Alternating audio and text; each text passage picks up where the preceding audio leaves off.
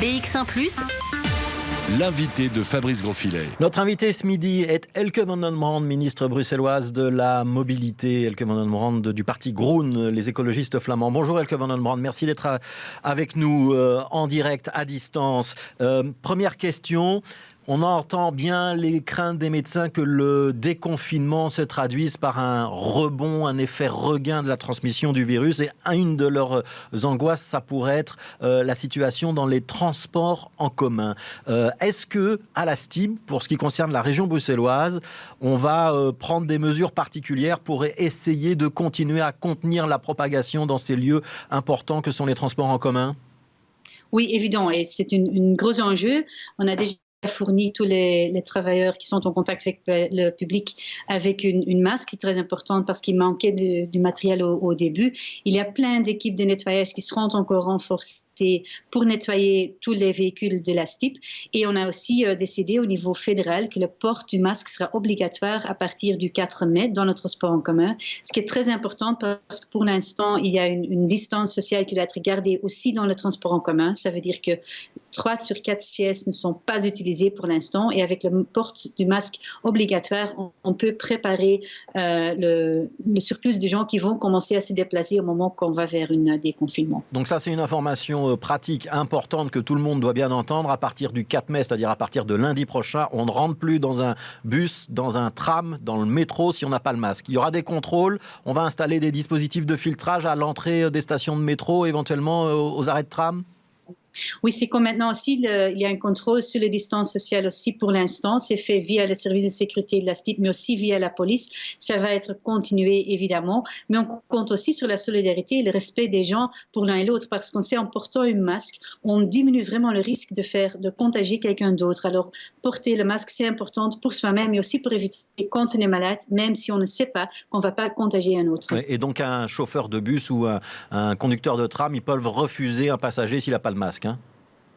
Oui, c'est le but, ce sera obligatoire et c'est important que tout le monde le respecte. Alors, on a bien vu dans les bus et dans le tram qu'il y a un certain nombre de places qui sont condamnées. Il y a des gros stickers rouges qui ont été installés. Il reste en place combien de temps ces stickers ? Est-ce qu'à partir du 4 mai ou à partir du 11 mai, quand les commerces vont rouvrir, ou à partir du 18 mai, quand les écoles vont rouvrir, ou une partie des écoles vont rouvrir, est-ce qu'on va laisser ces stickers ou est-ce qu'on va les retirer et on va accepter qu'il y ait plus de monde dans les trams et dans le bus ?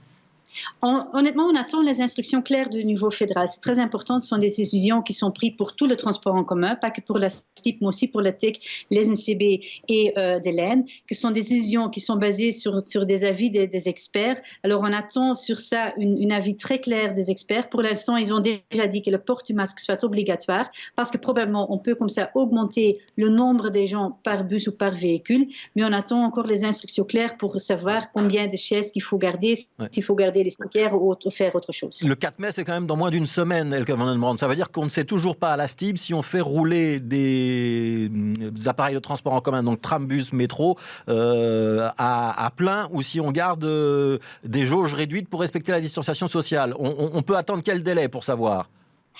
C'est au niveau fédéral de nous donner... Donc là, vous avez contacté François Bello, j'imagine, au niveau du fédéral et éventuellement la Première ministre pour le Conseil national de sécurité. Vous attendez la réponse ? Oui, on a évidemment contacté toutes les régions et on est en train d'en discuter. Mais c'est très important qu'on ait des réponses claires pour toutes les régions et on attend. Mais entre-temps, la STIB fonctionne et travaille et ils leur préparent. Ils sont en train de préparer, d'augmenter leur fréquence et le service pour être prêts pour cette augmentation du nombre de gens qui vont se déplacer. Alors voilà, un grand merci à la STIB évidemment, mais on attend encore des instructions. Ouais, donc là, la réponse du fédéral, elle est quand même relativement urgente si je comprends bien. La STIB, elle va monter en puissance rapidement, c'est-à-dire que c'est quoi ? C'est le 4 mai, le 11 mai, le 18 mai qu'on va monter quoi, à 70, à 80, 85% du trafic habituel ? Alors, d'ici au 4 mai, ils vont augmenter pour acquérir le système qui existe pendant les vacances scolaires. Alors, le période de vacances scolaires existe comme instrument. Comme les écoles ne reprennent que partiellement le 18 mai, entre le 4 et le 18 mai, on va travailler sur ce système de fréquence des heures pendant les vacances scolaires. Et la STIB s'y prépare. Alors, donc, la STIB ne roulera pas encore à plein régime et il ne faudra pas qu'il y ait trop de monde dans les transports en commun. C'est la première leçon qu'on va retenir. Conséquence de ça, vous nous conseillez d'utiliser d'autres modes de transport. Vous allez permettre qu'on ait de nouvelles pistes cyclables temporaires pour la plupart d'entre elles dans Bruxelles. 40 km annoncés, c'est ce que vous expliquez dans le journal Le Soir ce matin. C'est quoi l'idée? C'est de permettre aux cyclistes d'occuper une partie de la voirie qui est habituellement dévolue aux voitures pendant la période de la crise du Covid-19, c'est ça? C'est ça, c'est faire en sorte que le sentiment de sécurité qui est très important pour convaincre quelqu'un pour aller à vélo, que ça soit augmenté en leur offrant vraiment un réseau des pistes cyclables sécurisées sur laquelle on sait se déplacer. Et parce qu'on sait qu'une piste cyclable sécurisée, c'est la meilleure campagne pour séduire quelqu'un pour aller à vélo. Et on sait que les gens qui sont en bonne santé, les gens qui ont le moyen de le faire à vélo, s'ils le font, ça soulage vraiment l'impact sur la STIP et sur le trafic bruxellois. Donc ces 40 km que vous annoncez, ce sera où? Ce sera les grands axes, la rue de la Loi par exemple? La rue de la Loi est une des exemples. On commence les travaux lundi pour avoir une piste cyclable supplémentaire parce que pour l'instant, la rue de la Loi, c'est partagé. Piétons, cyclistes, il y a beaucoup de conflits entre eux. Leur créer une piste cyclable séparée pour les cyclistes, ça augmente aussi les capacités pour les piétons. Ça, c'est une des exemples, mais aussi sur l'avenue Louis, sur les Charles-Quint, en fait, sur les axes entrant à Bruxelles, les grands axes, et sur la petite ceinture et la moyenne ceinture, on veut qu'il y ait un réseau de pistes cyclables sécurisées. Donc c'est à la fois un gain pour les cyclistes, c'est aussi un gain pour les piétons. Ce sera possible, j'imagine, d'emprunter ces pistes cyclables avec les trottinettes électriques. Est-ce qu'on peut rappeler tous les cyclistes de ne pas les prendre à contresens pour éviter qu'il y ait des collisions et que ça soit un petit peu l'équivalent d'une mauvaise journée sans voiture? C'est pas ça l'idée, hein, on n'est pas dans le ludique. Non, au contraire, il faut garder les distances sociales. On n'est pas du tout dans le ludique. Il faut, comme toujours, respecter le code de la route, mais surtout maintenant, faire en sorte qu'on prend les distances aussi à vélo, aussi à pied. Et c'est pour ça qu'on crée plus d'espace, parce que c'est pas partout possible. Et s'il faut se croiser sur une trottoir qui est trop étroite, c'est pas possible d'y garder 1,5 m. Alors c'est vraiment l'idée de créer plus d'espace pour faire en sorte que les distances sociales puissent être respectées. C'est bien du temporaire ou en bon écologiste que vous êtes, vous avez un coup d'avance et vous vous dites je fais du temporaire mais ça viendra du définitif après, ces pistes cyclables? Ce sont des projets mixtes, par exemple, sur la rue de la Loi, c'est pour rester. C'est un projet, une test phase, mais on est convaincu que ça doit rester là. Sur le boulevard Général Jacques, par exemple, où l'on travaille aujourd'hui, c'est aussi pour rester. Mais aussi des pistes cyclables qui seront temporaires en phase test et on va l'évaluer évidemment après, mais pas tout. On n'avait pas des plans pour tout. On a utilisé tous les plans qui existent pour les mettre en œuvre le plus vite possible. Mais là où il n'existait pas des plans, mais il y avait des tronçons manquantes pour faire un réseau de pistes cyclables, on va faire des choses temporaires. Elke van den Brand, on va marquer une pause dans cet entretien parce que c'est l'heure du journal. On parlera après de ces nouvelles zones mixtes avec des vitesses limitées à 20 km/h qui sont également en train d'être installées un petit peu partout dans Bruxelles. On vous retrouve juste après le journal. BX1+.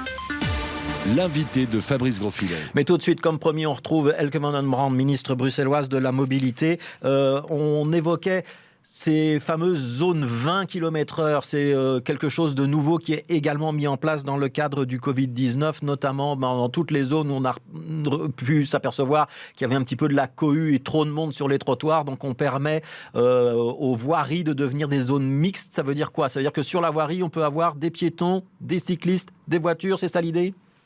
C'est ça l'idée. Évidemment, les piétons ont toute priorité. Alors, ils peuvent se balader sur toute la voirie et les voitures doivent leur donner priorité et peuvent rouler maximum à 20 à l'heure. Oui, donc c'est une décision qui a été prise par le gouvernement bruxellois il y a une dizaine de jours et ce sont les communes qui implémentent ce dispositif. Il y a beaucoup de communes intéressées? Mais oui, la plupart des communes ont réagi positivement. Alors, c'est en fait une collaboration entre la région et les communes parce qu'on sait si on sont mis ensemble, c'est plus facile de réaliser les adaptations qui sont nécessaires pour mettre des panneaux, pour mettre des bacs à fleurs et tout ça. Et c'est quelque chose, on cherche chaque fois avec le matériel qui est disponible pour le faire. Oui, et donc là encore, c'est pour permettre la distanciation sociale. Un des gros enjeux qu'on a repéré dans cette problématique, c'est le problème du jogging, de tous ceux qui font leur tour du parc ou leurs 10 ou 20 km pour rester en forme. Ceux-là, ils passent trop près des piétons. C'est ça la conclusion à laquelle on arrive, hein? Ça, c'est une des problèmes, des conflits entre des joggeurs et des piétons, mais aussi parfois des piétons entre eux. S'il y a une file une attente chez la boulangerie, par exemple, ça peut aussi prendre la moitié d'une trottoir. Alors, il y a pas mal de places à Bruxelles où c'est très difficile de garder la distance sociale. Et les gens, voilà, beaucoup de Bruxellois n'ont pas de jardin ou même quand ils sortent, même pour une demi-heure, c'est dans les rues. Alors il faut faire en sorte que sur les rues, on peut créer un espace qui est apte dans ces circonstances très spécifiques du confinement. On peut donner des exemples de rues qui sont déjà devenues ces fameuses zones mixtes à 20 km/h. Il y en a déjà beaucoup? Oui, je pense que une bel exemple, c'est à Anderlecht. Là, il y a une zone de 2 km à Kuregem qui est mise en zone mixte. Il y a évidemment d'abord des panneaux qui sont installés, puis des bacs à fleurs pour vous donner vraiment le sentiment, quand on est dans ces rues, que c'est vraiment une rue où laquelle le trafic est apaisé et qu'on donne priorité aux piétons. Ouais, donc rue semi-piétonne. Même question que pour les pistes cyclables. C'est temporaire ou c'est un premier pas vers du définitif? Ça sera, on va voir avec les communes, mais pour l'instant c'est temporaire. On est vraiment dans des conditions très spécifiques. Et le message reste évidemment, restez chez vous, ne sortez que pour des déplacements nécessaires.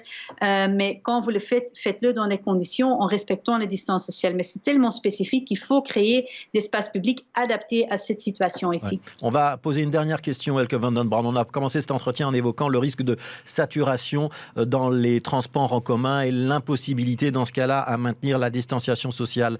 La responsabilité n'est pas aussi du côté des commerçants et des employeurs de faire en sorte qu'on ne travaille pas tous en même temps et qu'on ne soit pas tous sur la route en même temps? Il y a quelque chose à faire de ce côté-là? Oui, évidemment. Je pense qu'on a tous appris à faire le télétravail. Si les écoles réouvrent, je pense que le télétravail pourrait être quelque chose qu'on peut continuer. Et je souligne, si les écoles réouvrent, je suis aussi maman, je sais télétravailler avec des enfants à côté de soi, c'est pas évident. Mais dès qu'on va vers un déconfinement, si une partie des gens qui puissent travailler à la maison le font 1 ou 2 jours par semaine, ça va vraiment soulager l'impact sur le trafic. Et on sait que les Belges sont positifs pour ça. Il y a une enquête qui est faite, 70% des gens se montrent positifs pour travailler 1 ou 2 jours. Donc on peut lancer cet appel-là aux employeurs, continuer à favoriser le télétravail. De toute façon, honnêtement, pour l'instant, c'est même une obligation. Tout ce qui doit être fait en télétravail doit être fait en télétravail. Pour ceux qui ne pourront pas faire le télétravail, on peut leur demander d'avoir des horaires différenciés. C'est un appel qu'on peut lancer? Évidemment, ça a aussi un grand impact qu'on ne va pas créer des heures de pointe et tout le monde se déplace au même moment. Si chacun et chacune puisse se déplacer à un autre moment, ça soulage aussi l'impact sur le transport en commun et dans les embouteillages. Et ça, c'est du côté des entreprises qu'on peut avoir la réponse. Oui, on va travailler ensemble, évidemment, les semaines à venir. Merci beaucoup, Elke van den Brand, ministre bruxelloise de la Mobilité, d'avoir été en direct avec nous.